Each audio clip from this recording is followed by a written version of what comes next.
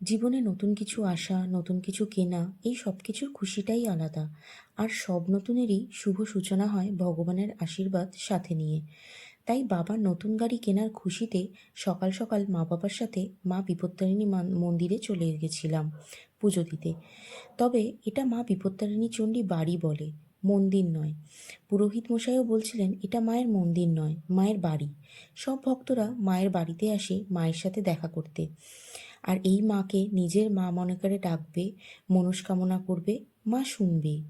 আর সকালের শুরুটা যদি এইভাবে হয়, তাহলে দিনটা বাকি আর 5টা দিনের থেকে অনেকটা আলাদা হয়ে যায়।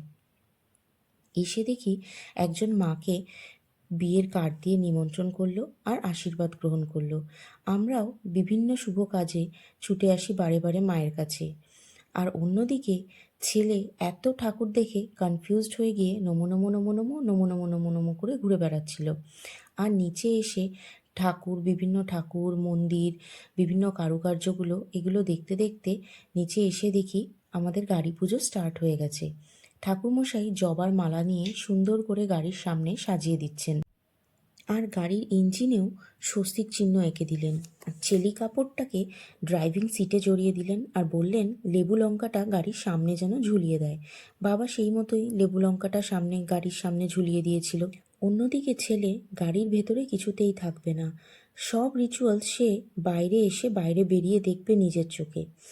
আর বাবাও এদিকে নারকেল ভেঙে নারকেলের জলটা প্রথমে ইঞ্জিনে দিয়ে তারপরে 4টে চাকায় দিয়ে পুজো স্টার্ট করছিল। ধূপ মোমবাতি সব কিছু জ্বালিয়ে খুব সুন্দর করে আমাদের নতুন যে সদস্য এসছে বাড়িতে তার স্বাগত জানিয়ে বাবা ঠাকুরমশাইয়ের কথা মতো নারকেল ভেঙে নারকেলের জলটা প্রথমে ইঞ্জিনে তারপরে 4টে চাকায় ছড়িয়ে দেয়। আর ছেলে সবটাই সুন্দর করে বাইরে থেকে এসে দেখছে যে দাদু কীভাবে সব কিছু রিচুয়ালসগুলো করছে আর কি। সব রিচুয়ালস সেরে আমাদের পুজো কমপ্লিট করে আমরা চলে যাই মেন গাছের তলায়। এখানেই বাবা দুলাল মায়ের দর্শন পেয়েছিলেন।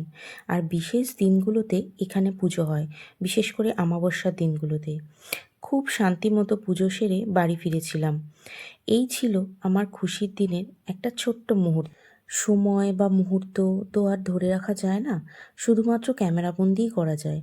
তাই আমি শুধুমাত্র ক্যামেরাবন্দিই করেছিলাম। বাড়িতে নতুন সদস্য আসার আনন্দটা এইভাবেই আমরা সেলিব্রেট করেছিলাম।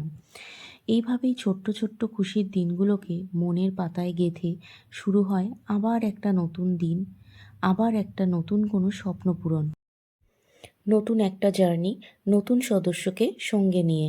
আজ এটুকুই, দেখা হবে আবার একটা নতুন মুহূর্ত নিয়ে। টাটা।